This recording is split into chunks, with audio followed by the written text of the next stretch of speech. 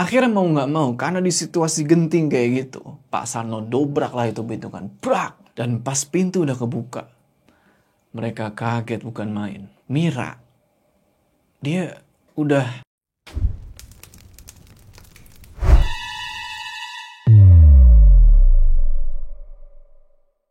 Assalamualaikum teman-teman, balik lagi sama gua Joe. Apa kabar kalian semua? Semoga kalian semua yang menonton video ini diberikan kesehatan, dilancarkan rezeki, dan selalu dimudahkan urusan-urusannya. Dan seperti biasa, semoga kalian semua dijauhkan dari segala mara bahaya. Oke, kembali lagi di House Horror, dimana di segmen ini gue akan ceritain kisah-kisah horor kalian yang mungkin aja nih kejadian sama gue. Kali ini gue dapat kesempatan lagi nih buat ngebawain ceritanya dari seorang penulis, salah satu penulis favorit gue ya, Zero Point. Dimana di cerita ini dia menceritakan tentang ada orang yang udah mati tapi hidup lagi. Pertanyaannya, kok bisa gitu? Gimana caranya yang udah mati bisa hidup lagi? Apa yang sebenarnya terjadi? Judul dari cerita ini adalah Rumah Pocong Surah, ditulis oleh Zero Point berdasarkan narasumber yang sengaja disembunyikan identitasnya. Kalau ada yang tahu tentang lokasi dan sebagainya di cerita ini, gua mohon kalian sembunyiin aja buat diri kalian sendiri. Penasaran kan? Tonton video ini terus. Seperti biasa, bagi kalian yang ingin berbagi cerita horor lewat channel ini, kalian bisa kirimkan cerita kalian ke email di bawah ini ya. Udah, nggak usah lama-lama lagi. Udah siap? Mode horor aktif.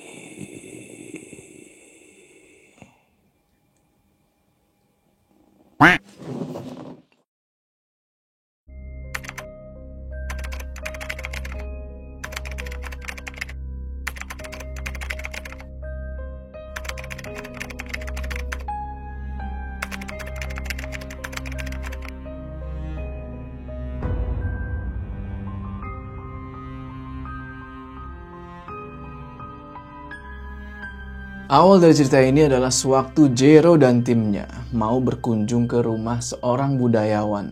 Tujuannya buat riset. Rumah si budayawan ini ada di sebuah desa yang di sekitaran daerah Bandung Selatan. Nggak bisa gue sebutin ya lokasi spesifiknya, tapi gue rasa kalian yang udah lama tinggal di Bandung mungkin udah familiar nih sama tempat yang gue maksud. Setelah menempuh perjalanan yang bisa dibilang lumayan jauh ya, sampailah nih Zero dan timnya di Gapura Desa. Udah deket nih padahal, tapi Zero dan timnya mutusin buat berhenti sebentar di pinggir jalan. Karena waktu itu kondisinya lagi turun kabut tebel. Mereka nggak mau ambil resiko buat nerusin perjalanan di kondisi kayak gitu. Apalagi nggak ada dari mereka yang tahu tentang kondisi dan medan jalan. Turunlah nih Zero sama temennya kan, si Eza. Rokok tuh di pinggir jalan sambil ngeliatin kabut. Di antara kabut tebel itu, samar-samar kelihatan rumah. Rumah, ya bisa dibilang rumah tua lah. Berdiri di tengah-tengah kebun teh. Zero pikir itu rumah tua yang udah kosong. Karena rumah itu gak ada satupun lampu yang nyala. Tapi rumah ini benar-benar menarik perhatian. Zero perhatiin rumah itu kan. Itu rumah banyak jendelanya. Dan di salah satu jendelanya, samar-samar Zero ini ngeliat kayak ada sosok. Sosok permen sugus. Tapi Zero masih belum yakin nih. Dia coba buat fokusin tuh ke jendela itu kan. Semakin diperhatiin, semakin jelas. Itu sosok pocong. Mukanya hitam, gosong, lagi ngeliatin dia. Nggak pakai lama, Zero langsung ngasih tahu timnya buat ngelanjutin perjalanan menuju ke rumah si budayawan itu. Singkat cerita, pas sampai di rumah yang dimaksud, sang budayawan itu udah nunggu di teras rumah. Kita panggil aja sang budayawan ini dengan sebutan Aki. Mereka parkir terus turun dan nyamperin si Aki. Salaman dan segala macem, Zero sama timnya pun langsung dipersilahkan buat masuk. Zero masih kepikiran nih sama sosok yang muncul di jendela itu. Ngeliat Zero yang kelihatan bingung, Aki nanya, "Kamu kenapa?" "Tadi saya ngeliat pocong, Ki." "Pasti di rumah pocong ya? Orang-orang sini udah pada tahu. Dulu orangnya ngilmu, pesugihan juga. terus dia meninggal. Tapi hidup lagi. Orang-orang taunya dia mati suri. Padahal yang hidup lagi itu pocongnya. Awalnya gak ada yang tahu, termasuk keluarganya yang tinggal serumah. Disinilah dimulai cerita tentang rumah pocong hitam yang lumayan terkenal di wilayah itu. Cerita rumah pocong ini gak cuma didapat dari si Aki ini, tapi dari narasumber lain, yaitu seorang tukang kebun sekaligus penjaga rumah pocong itu. Kita sebut aja namanya Pak Sarno. Pak Sarno ini adalah seorang bapak-bapak. Udah cukup tua dan emang kegiatan sehari-harinya itu ya berkebun. Tapi sebelumnya, beliau ini kerja sama salah satu keluarga konglomerat yang ada di desa itu. Kenapa disebut konglomerat? Karena keluarga ini adalah pemilik dari sebagian besar kebun teh yang ada di wilayah itu pas masih jaya. Sebelum akhirnya ada peristiwa tragis yang di luar nalar gitu, yang ngebuat bisnis atau usaha keluarga ini hancur berantakan. Mantan majikan Pak Sarno gak lain dan gak bukan adalah pemilik rumah tua yang ada di tengah-tengah kebun teh itu. Rumah yang disebut rumah pocong. Pak Sarno cerita, kalau dulu beliau kerja sebagai tukang kebun sekaligus tengkulak mantan majikannya itu. Sampai suatu hari majikannya itu bangkrut dan mereka semua sekeluarga pindah ke Jakarta. Nah, Pak Sarno ini adalah satu-satunya orang yang dipekerjakan buat ngejagain sisa-sisa kebun itu dan rumah itu. Pak Sarno cerita lagi, kalau pemilik rumah itu dulunya orangnya baik banget dan juga dermawan. Hampir sebagian besar kepala keluarga di desa itu dipekerjakan di perkebunan dan di pabrik pengolahan teh milik orang itu. Dan bayarannya itu di atas rata-rata. Pokoknya sosok mantan majikannya Pak Sarno ini orang yang benar-benar dermawan lah. Tapi semua berubah pas ada suatu peristiwa yang ngebuat bisnis orang itu hancur. Gak ada satupun yang tahu kenapa bisa begitu. Pokoknya seolah-olah itu kayak musibah datang bertubi-tubi. Karena bisnis terjun bebas, terjadilah pemecatan massal. Tapi bukan itu yang bikin warga resah. Yang bikin warga resah itu adalah peristiwa hilangnya beberapa pekerja dan tewasnya mantan pekerja yang bisa dibilang gak wajar. Berdasarkan cerita dari keluarga mantan pekerja yang tewas, sebelum meninggal, mereka ini biasanya nunjukin tanda-tanda yang aneh. Yaitu gak sadar nih, tengah malam tiba-tiba keluar rumah, pergi ke arah kebun teh. Dan akhirnya teriak-teriak histeris karena ngakunya dikejar-kejar pocong. Terus gak lama setelah itu mereka sakit sampai akhirnya meninggal. Pemilik rumah di tengah-tengah kebun teh itu adalah Pak Sura.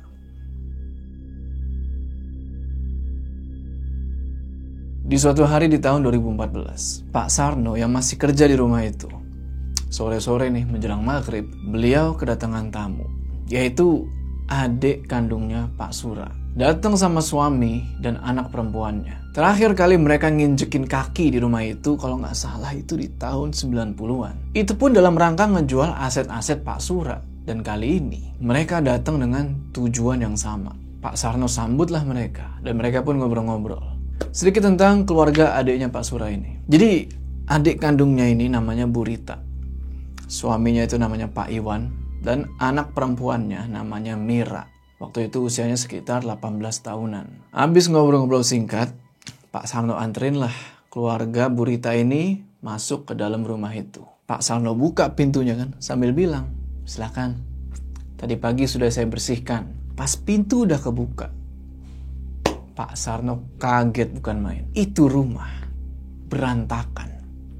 Banyak debu, tanah, daun-daun berserakan. Kayak nggak pernah dibersihin sama sekali. Padahal Pak Sarno yakin bener kalau tadi pagi itu udah dibersihin. Marah-marah lah Bu Rita di situ kan. Dia bilang, ya ampun, kotor banget. Ini rumah dirawat nggak sih? Dulu waktu saya datang ke sini juga kotor begini. Kalau kalian simak kata-katanya Bu Rita, berarti peristiwa aneh ini udah pernah terjadi sebelumnya. Ya udah, mau nggak mau Pak Sarno masuk lagi ke dalam rumah dan ngebersihin itu dalamnya. Sementara keluarga Bu Rita nunggu di halaman. Singkat cerita, rumah itu udah selesai dibersihin nih sama Pak Sarno. Dan hari udah mulai gelap. Keluarga Bu Rita pun masuk ke dalam rumah sambil bawa 2 koper. Bu Rita sama suaminya langsung pergi ke kamar utama yang ada di lantai bawah. Sedangkan Mira nggak langsung naik ke kamarnya tuh yang ada di lantai atas. Dia ngeterin ruang tamu dulu nih. Ngeliatin foto-foto lama sama barang-barang antik punya Pak Sura. Termasuk pemutar piringan hitam yang kayaknya ngebuat Mira tertarik. Nggak tahu waktu itu apa yang lagi dipikirin sama si Mira ini. Dia langsung puter musik lewat piringan hitam itu. Dan kedengeranlah musik yang dinyanyiin sama almarhum Pak Sura. Pak Sarno yang ngeliat itu agak kaget.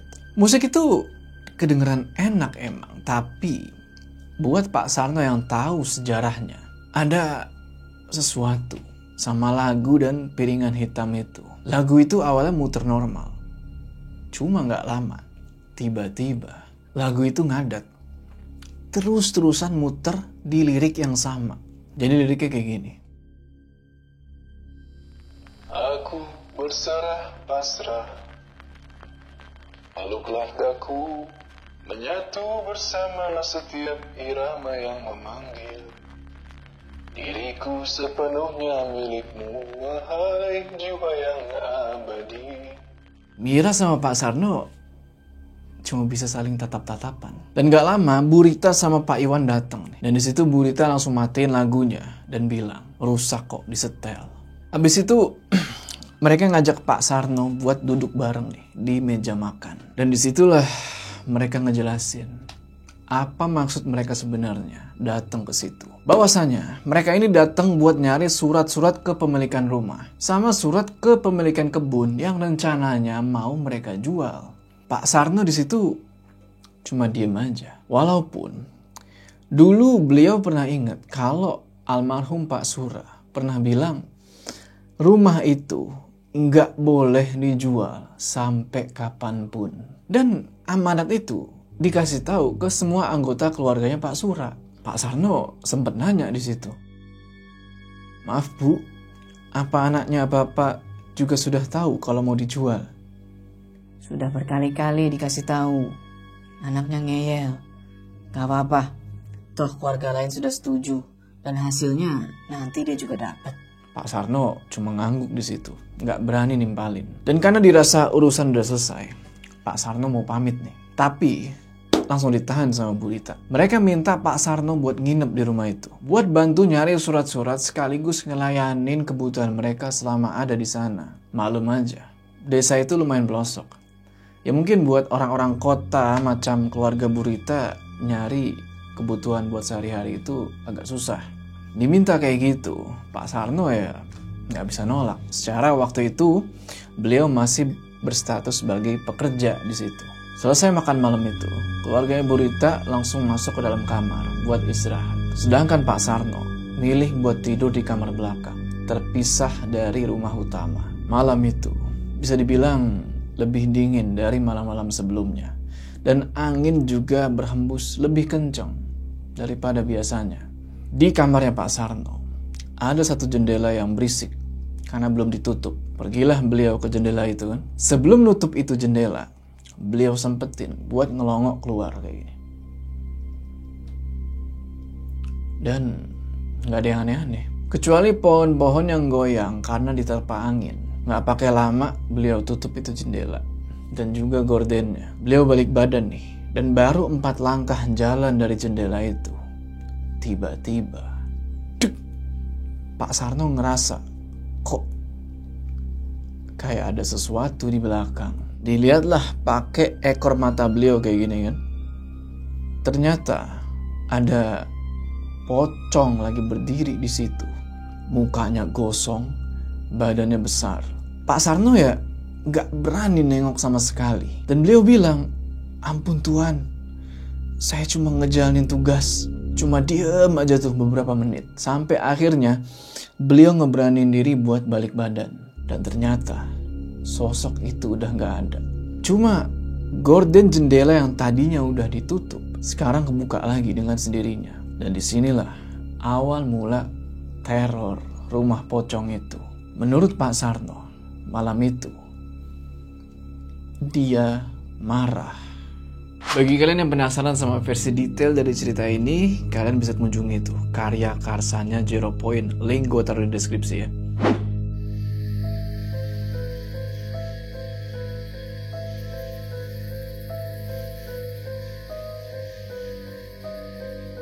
Sekitar jam 12 malam, Bu Rita kebangun nih. Karena beliau ngedenger ada suara orang main piano dari ruang tengah. Sontak dia nengok udah ke suaminya yang ada di sebelah. Pak Iwan ini kan. Ternyata Pak Iwan masih tidur. Dia nggak denger suara itu. Cuma ada satu pertanyaan. Siapa yang main piano malam-malam? Suara piano itu masih kedengeran. Mainin lagu yang nggak asing buat Bu Rita. Itu lagu yang sering dimainin sama Pak Sura. Apa itu Pak Sarno yang mainin? Mira? Atau jangan-jangan Pak Suranya sendiri? Lawan rasa takut nih. Akhirnya Bu Rita mutusin buat pergi ngecek suara itu. Kamarnya Bu Rita sama Pak Iwan itu ada di pojokan lantai 1. Tepatnya ada di lorong kecil samping tangga. Suara piano itu makin kedengeran jelas. Jalan nih Bu Rita menuju ke ruang tengah itu sambil ngintip lewat sela-sela tangga. Dan bener aja, dia ngeliat ada laki-laki lagi ngebelakangin dia. Badannya itu agak berisi. Lagi mainin piano. Mira? Bukan. Pak Sarno? Bukan. Atau Pak Sura? Nggak mungkin lah. Pak Sura kan udah meninggal. Buat mempertegas, Bu Rita yang ketakutan tapi penasaran lanjut ngedeketin sosok itu sampai akhirnya kelihatan jelas kalau yang lagi mainin piano itu adalah sosok yang bener-bener mirip sama almarhum Pak Sura. Ngelihat itu, Bu Rita langsung mematung dong. Dan di saat yang bersamaan, sosok itu berhenti main piano dan bilang, Ngapain di sini? boro-boro ngejawab. Bu Rita cuma bisa berdiri, mematung, dan gemeteran setengah mati. Mau kabur, tapi nggak bisa. Sosok itu bilang lagi, Rita, ngapain di sini? Bu Rita cuma diem, karena nggak bisa ngomong apa-apaan karena saking takutnya, apalagi teriak. Akhirnya dia mutusin buat merem. Sosok itu nggak nanya lagi, dan nggak lama, tiba-tiba di dalam ruangan itu berhembus angin. Yang nggak tahu dari mana itu angin datangnya. Nah, baru di situ Bu Rita berani buat buka mata. Pas dia buka mata nih, set! Sosok yang mirip almarhum Pak Sura yang tadi lagi main piano udah nggak ada, hilang nggak tahu kemana. Dikira udah aman, Bu Rita mutusin nih buat balik ke kamarnya. Dan pas dia balik badan, Ngapain Rita? di situ Bu Rita langsung kebangun. Ternyata tadi itu cuma mimpi. Pas dia lihat ke arah jam, ternyata jam 12 malam. Waktu yang sama, pas kayak di mimpinya dia itu. Apakah kejadian yang barusan dimimpi bakal terulang? Bu Rita di situ langsung ngebangunin suaminya tuh. Dan dia bilang, Pah, bangun. Kita cari surat-surat itu sekarang. Terus kita pulang. Nah, kita baru sampai loh. Ini juga masih tengah malam. Kan masih ada besok. Mama, ada urusan besok pagi. Urusan apa? gak mau ngejawab pertanyaan itu, Bu Rita langsung lari nih ke ruang tengah buat nyari surat-surat itu. Dari kamar belakang rumah, Pak Sarno yang dari tadi emang susah tidur. Jadi makin gak bisa tidur karena gak denger Bu Rita berisik banget nih. Lagi ngacak-ngacak laci di ruang tengah. Akhirnya beliau mutusin buat bangun dan jalan ke ruang tengah buat ngecek. Dan pas sampai di ruang tengah, beliau kaget. Itu ruang tengah udah berantakan. Beliau ngeliat Bu Rita udah ngebongkar-bongkarin laci, lemari, kabinet-kabinet yang ada di ruang tengah itu. Sampai akhirnya Bu Rita yang lagi sibuk ngebongkar tuh kaget sama kehadirannya Pak Sarno yang dari tadi cuma ngeliatin aja. Dikiranya Pak Sarno ini setan. Pak Sarno nanya, "Ibu cari apa?" Apalagi? Kan udah saya kasih tahu tadi. Saya cari surat-surat rumah ini. Kalau Bapak belum tidur, mending Bapak bantu saya cari. Pak Sarno nggak langsung gerak di situ. Beliau cuma diem aja tuh. Beliau sempet nengok nih ke arah jendela yang ngarah ke kebun teh. Dan di situ beliau langsung ngerasa nih kalau ada sesuatu yang buruk yang bakal datang. Beliau bilang ke Bu Rita, "Maaf Bu, saya nggak berani terlibat soal urusan keluarga ibu." Gak lama, Pak Iwan muncul dari kamar. Mukanya kusut.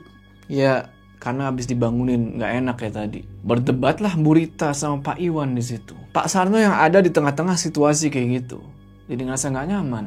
Jadi canggung. Baru beliau mau balik badan nih, mau ninggalin Pak Iwan sama Bu Rita yang lagi berdebat. Tiba-tiba, inget kan sama piringan hitam yang waktu itu? Nggak tahu gimana caranya. Itu piringan hitam nyala sendiri. Bu Rita sama Pak Iwan yang tadi lagi berdebat seketika diam karena ngedengar suara piringan hitam nyala itu. Dan tiba-tiba kedengaran suara Mira jerit dari kamarnya. Nggak pakai lama, Bu Rita, Pak Sarno sama Pak Iwan langsung pergi ngecek ke kamarnya Mira. Pas mau dibuka pintunya, itu pintu dikunci. Coba buat ngetok-ngetok, "Mira, Mira bangun," tapi nggak ada jawaban. Akhirnya mau nggak mau, karena di situasi genting kayak gitu, Pak Sarno dobrak lah itu pintu kan, brak. Dan pas pintu udah kebuka, mereka kaget bukan main. Mira, dia udah kaku di atas ranjang, mukanya pucat, bibir sama kukunya biru, mulutnya nganga dan ngeluarin suara kayak orang lagi kecekek. Pandangannya itu kosong. Bu Rita langsung histeris lah di situ kan, nggak percaya kok kondisi anaknya jadi kayak gini. Pak Sarno juga nggak bisa ngomong apa-apa. Beliau cuma bisa ngeliatin sekeliling kamar itu buat nyari tahu apa atau siapa yang udah nyebabin Mira kayak gini. Tapi beliau nggak nemu apa-apa. Nggak lama, badan Mira kejang-kejang tuh. Sekarang matanya jadi putih semua. Pas lagi kejang-kejang itu, tiba-tiba si Mira ini nyengir terus ketawa. Tapi Pak Sarno yakin betul kalau itu bukan suaranya Mira. Itu suara yang benar-benar beda. Karena ketakutan, Bu Rita sama Pak Iwan mundur nih selangkah. Tapi seketika tangannya Bu Rita langsung dicengkram sama Mira. Kepalanya Mira gerak pelan tuh ke kiri, ke kanan, kiri, ke kanan, ke kanan, sampai akhirnya berhenti dan keluar suara nih dari mulutnya Mira. "Mati." Spontan Pak Iwan langsung berusaha buat ngelepas cengkramannya Mira. Tapi itu cengkraman kenceng banget sampai Pak Iwan ini kewalahan buat ngelepasnya. Pak Sarno cuma bisa berdiri ngelihat itu semua. Baru setelah keadaan udah tenang, tangannya Mira udah bisa dilepasin, baru beliau bilang, "Itu bukan Mira." Pak Iwan yang kelihatan udah benar-benar cemas ngajak Bu Rita buat pulang malam itu juga. Tapi Pak Sarno di situ langsung nyegah. Beliau bilang buat tunggu pagi aja karena bahaya kalau pulang malam-malam kayak gitu. Bu Rita nolak ajakan buat pulang malam itu juga karena surat-surat itu belum ketemu. Terjadilah lagi nih perdebatan antara Pak Iwan sama Bu Rita. Sampai akhirnya Pak Iwan bilang, "Aku pulang sama Mira. Kalau kamu masih mau di sini, silahkan." Pak Iwan coba tuh buat angkat badan Mira kan. Huh? Itu nggak keangkat. Padahal ya Mira kan cewek, masih kecil, 18 tahun lah. Mau seberat apa sih badannya? Tapi ini Pak Iwan nggak bisa ngangkat. Dia coba tuh angkat lagi kan. Tetep nggak bisa. Di situ tiba-tiba ada teriakan, "Belatung!" Bu Rita histeris. Kenapa? Karena itu belatung banyak banget keluar dari sela-sela bajunya Mira. Padahal badannya Mira itu nggak ada luka sedikit pun. Terus sumber belatung itu dari mana? Saking banyaknya, itu belatung-belatung sampai jatuh-jatuhan di lantai. Pak Sarno, Bu Rita, sama Pak Iwan langsung mundur tuh beberapa langkah. Dan di situ kecium bau busuk. Pak Sarno langsung teriak, "Pak, Bu, keluar kamar." Sontak Pak Iwan langsung narik tangannya Bu Rita buat keluar dari kamar itu. Dan Pak Sarno langsung tutup itu pintu kamar Mira. Nggak pakai lama, Pak Sarno langsung nyusul Pak Iwan sama Bu Rita yang udah duluan ke ruang tengah. Di ruang tengah, situasi itu hening, canggung lah. Cuma kedengaran suara Bu Rita yang masih nangis. Di situ Pak Sarno pamit nih buat balik ke kamarnya, buat sholat malam. Selesai ambil wudhu, Pak Sarno balik ke kamarnya. Dia bentangin itu sejadah dan dia mulai nih sholat malam. Selama berdiri sholat gini ya, Pak Sarno ngerasa kalau kayak lagi diliatin dari jarak dekat. Beliau berusaha tuh buat khusyuk. Walaupun ya bulu itu udah pada merinding. Suasana itu bener-bener hening. Heningnya itu kayak di situasi lu pernah gak sih kayak di suatu ruangan saking heningnya detak jarum jam aja lu bisa denger. Heningnya kayak gitu. Oke, pas sholat itu Allahu Akbar kan, bisa dibilang aman. Cuma perasaan tuh kayak lagi diliatin aja. Lanjut ruku. Nah di sini baru Pak Sarno ngerasa kok kayak ada yang ikutan ruku juga di belakang. Beliau coba cuekin dan lanjut sholat tuh sampai di posisi sujud. Pas lagi sujud, beliau ini ngerasa kok di ujung jari-jari kakinya itu kan nengkok gini ya, kayak ngerasain sesuatu, kayak nyentuh sesuatu gitu lah. Nyentuh sesuatu bertekstur kain, mirip kuncup pocong. Tahu kalau di belakang beliau pocong, Pak Sarno masih berusaha buat khusyuk tuh setengah mati. Sampai akhirnya salam ke kanan, ke kiri nih. Beliau ngelihat dari ekor matanya nggak ada siapa-siapa di belakang. Sampai ketika beliau bangun buat salat lagi nih, baru Allahu Akbar, di depan di ujung sejadahnya dia udah ada sosok yang berdiri. Pocong, mukanya hitam, basah dan bau busuk. Pocong Pak Sura. Tapi itu nggak bikin Pak Sarno ngebatalin sholat. Beliau lanjut tuh sholat sambil merem tapi. Allahu Akbar, itu pocong ngikutin. Allahu Akbar. Terus tuh pas ruku, pas sujud. Pokoknya setiap kali Pak Sarno bilang Allahu Akbar atau baca-bacaan sholat, itu pocong ngikut. Terus lanjut sholat sampai salamnya Assalamualaikum, Assalamualaikum. Beliau beraniin kan buat buka mata. Tak. Itu pocong udah gak ada. Beliau nengok ke kanan, gak ada. Ke kiri, gak ada. Ke belakang, gak ada. Pak Sarno berusaha buat nenangin diri itu. Habis itu beliau ngangkat tangan, doa, ngedoain Pak Sura supaya Pak Sura ini tenang lah gitu kan. Di kamar atas, Mira udah mulai sadarin diri. Pelan-pelan dia udah bisa gerakin jari dan buka mata. Dia ngerasa kalau badannya itu kayak remuk, kayak abis dibanting-banting. Kepalanya juga pusing bukan main. Dia paksain buat bangun dari tempat tidur. Dan di situ dia kebingungan. Kok lampunya nyala? Padahal sebelum tidur kan dimatiin. Mira ini gak bisa tidur kalau lampunya nyala. Di tengah kebingungan itu, dia nengok ke arah jendela. Nengok ke arah jendela, kenapa kok jendelanya kebuka? Di situ Mira baru keinget kejadian sebelum dia tidur. Waktu itu, Mira yang lagi rebahan, siap-siap buat tidur. Baru sebentar merem, dia ngedenger suara.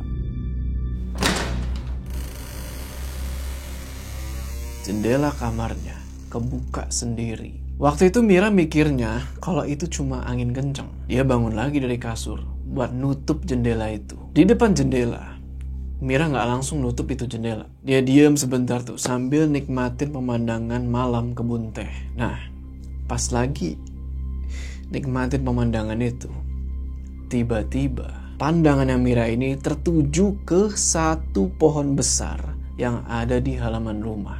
Di bawah pohon itu, Mira ngeliat ada sosok kain putih berdiri, lagi ngeliat ke arah pintu depan rumah. Mira coba buat tegesin lagi dan semakin ditegesin, semakin diperhatiin, sosok kain putih itu jadi makin jelas. Dan seketika Mira merinding.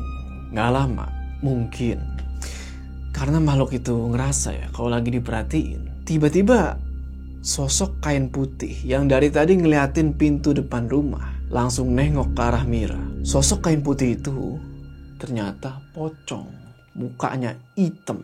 Astagfirullah kan. Sontak Mira langsung banting itu jendela dan mundur nih beberapa langkah. Dan tiba-tiba ada suara dari belakang dia. Mira masih berdiri tuh ngadep jendela, nggak berani nengok ke belakang, apalagi balik badan. Yang dia bisa lakuin cuma ngelirik kayak gini. Dan yang dia tangkap dari ekor matanya itu ada sosok putih-putih lagi berdiri di samping tempat tidur. Mira di situ cuma astagfirullahaladzim. Jantung udah deg-degan tuh. Napas sudah cepet banget. Mira beraniin buat pelan-pelan nengok ke belakang kan. Dan sosok itu udah gak ada. Di situ Mira langsung lemes dan jatuh ke lantai. Dia cuma bisa istighfar aja di situ. Setelah udah tenang, Mira mutusin buat balik lagi ke kasur. Di situ dia masih kebayang-bayang sama sosok pocong tadi. Dia jadi kepikiran sama rumor tentang almarhum omnya, Pak Sura, yang keliaran jadi pocong. Habis itu dia coba buat miringin badan nih. Ngadep ke jendela, nyari posisi enak lah buat tidur. Ngadep jendela, kok rasanya ada yang aneh ya. Balik badan Mira ke arah yang berlawanan kan. Di depan muka dia sekarang ada guling. Tapi yang aneh dari guling ini, kok ada mukanya, dan mukanya itu hitam. Seketika Mira langsung pingsan di situ.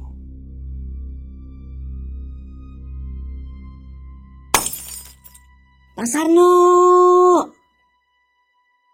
Pak Sarno yang baru habis sholat, tiba-tiba kaget ngedengar teriakan itu. Teriakan itu dari ruang tengah. Beliau langsung ngambil korek sama lentera, dan beliau langsung pergi buat ngecek. Sampai di ruang tengah, itu udah gelap gulita. Cuma diterangin sama lentera yang dibawa sama Pak Sarno. Baru kira-kira selangkah nih, beliau napak masuk ke ruang tengah. Beliau langsung ngerasain ada kejanggalan. Kok kaki itu kayak nginjek sesuatu. Pas diarahin lentera ke bawah nih, lu mau tahu apa yang Pak Sarno injek? Rambut. Nggak tahu itu rambut siapa, pokoknya itu rambut berserakan di lantai. Firasat beliau udah mulai nggak enak nih. Jangan-jangan ada yang kenapa-napa gitu kan. Pak Sarno terangin itu lantai. Dan ternyata gumpalan-gumpalan atau serakan-serakan rambut itu seakan-akan ngebentuk kayak jejak. Beliau ikutin lah rambut itu. Ikutin. Dan gumpalan rambut itu nuntun Pak Sarno ke kamar mandi. Di depan kamar mandi itu, Pak Sarno tiba-tiba keinget sama peristiwa belasan tahun yang lalu. Waktu beliau nemuin ada seorang pekerja perempuan yang meninggal di kamar mandi itu. Sampai sekarang gak diketahui apa penyebab sebenarnya meninggal. Dari dalam kamar mandi itu kedengeran suara air keran dibuka, mengucur, dan suara rintihan. Pak Sarno coba buat positive thinking. Beliau pikir mungkin ya rintihan itu cuma ada di pikiran dia aja. Yang penting dia mesti cari tahu nih siapa pemilik rambut ini. Beliau buka sedikit itu pintu kamar mandi. Set. Baru dibuka sedikit nih, suara rintihan itu makin kedengeran jelas. Udah gak bisa positive thinking lagi di situ. Soalnya itu suara bener-bener jelas. Beliau terus buka itu pintu kamar mandi. Dan bener aja, ada cewek lagi duduk di situ. Bajunya berdarah-darah. Pak Sarno coba buat komunikasi sama cewek itu. Beliau bilang, punten. Tapi gak ada jawaban apa-apa. Malah tiba-tiba sosok itu langsung muter kepalanya ke belakang 180 derajat ngadep ke Pak Sarno. Dan mukanya itu berdarah-darah, matanya bolong, yang awalnya merintih. Pas natap Pak Sarno, dia diam. Pak Sarno mematung di situ. Gak bisa maju, gak bisa mundur, apalagi lari. Sosok perempuan yang ada di depannya itu, kan tadi palanya begini kan?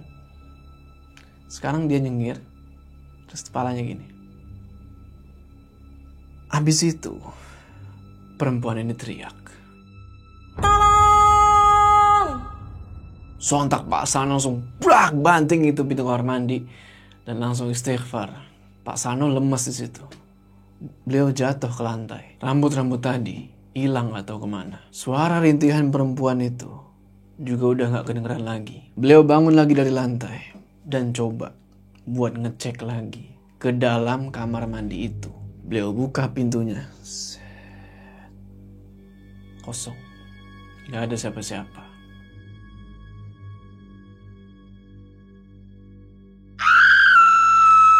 kedengeran suara teriakan dari kamar Mira. Bu Rita sama Pak Iwan yang tadi lagi di kamar langsung lari-larian keluar tuh buat ngecek. Sampai di kamar Mira, Pak Iwan teriak-teriak, Pak Sarno, Pak Sarno. Pak Sarno langsung buru-buru nyusul mereka tuh. Dan pas sampai di kamar Mira, Pak Iwan bilang kalau Mira hilang. Bu Rita cuma bisa nangis. Pak Iwan yang kebingungan setengah mati nanya ke Pak Sarno, ini tuh ada apa sebenarnya? Sebenarnya Pak Sarno mau jawab kalau beliau tahu jawabannya.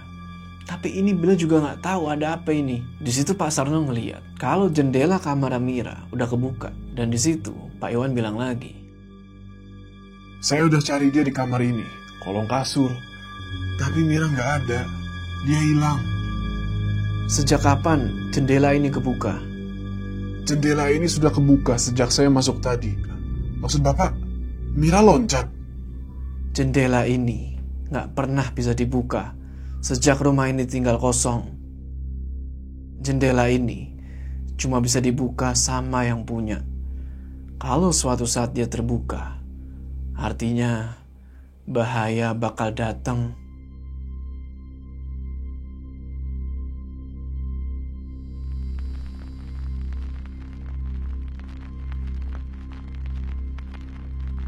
Nggak tahu kenapa, piringan hitam di ruang tengah nyala sendiri. Mereka kira itu Mira. Langsunglah buru-buru mereka ke ruang tengah buat ngecek. Dan ternyata nggak ada siapa-siapa di sana. Pak Sarno langsung pergi ke jendela buat ngeliat keadaan di luar rumah. Dan pandangannya langsung tertuju ke pohon besar yang ada di halaman. Di bawah pohon itu ada Mira. Dia cuma berdiri lagi natap kosong ke arah pintu depan rumah. Pak Sarno langsung keinget kalau pohon itu adalah tempat meninggalnya salah satu pekerja. Dengan cara Bu Rita sama Pak Iwan juga ikutan ngeliat dari jendela pintu utama. Mereka perhatiin Mira ngangkat tangan kanannya kayak gini, terus ditunjuk ke kiri. Pas dilihat ke apa atau siapa Mira nunjuk, di situ mereka kaget bukan main. Itu udah banyak pocong-pocong muka gosong, pakai kain kafan berlumuran tanah, lagi berdiri dan natap ke arah Pak Iwan sama Bu Rita. Astagfirullah, kan Pak Sarno cuma bisa istighfar di situ. Beliau tahu kalau itu bukan sosok Mira, tapi sosok yang lain. Pas ngelihat pocong-pocong itu, Pak Sarno langsung ngerasa kayak kenal sama mereka. Kok mereka ini kayak para pekerja Pak Sura yang hilang dan meninggal. Pak Iwan sama Bu Rita udah histeris di situ, bingung mau ngapain lagi. Mereka cuma bisa mohon-mohon ke sosok yang udah ngerasukin Mira buat supaya anaknya dibalikin. Tapi Mira nggak bergeming dan nggak lama piringan hitam dari ruang tengah nyala lagi. Kali ini nyanyiin lagu yang liriknya, Dijemput malam, ikut aku pulang. Waktunya telah tiba, serahkan jiwa. Mari berpulang, bersama yang tenang. Anehnya, bersamaan sama diputernya lagu itu, tiba-tiba Mira langsung lemes dan belasan pocong itu hilang. Dari jendela, Pak Sarno ngeliat Pak Iwan lagi nyeret Bu Rita sambil ngegotong Mira yang lagi pingsan ke arah mobil. Ternyata Pak Iwan ini bawa kunci dan gak pakai lama dinyalain tuh mobilnya. Pak Sarno yang ngeliat itu buru-buru keluar buat nyegah mereka pergi, tapi terlambat. Mobil mereka udah keburu jalan. Di situ Pak Sarno cuma bisa pasrah dan bilang, mereka gali kuburan mereka sendiri.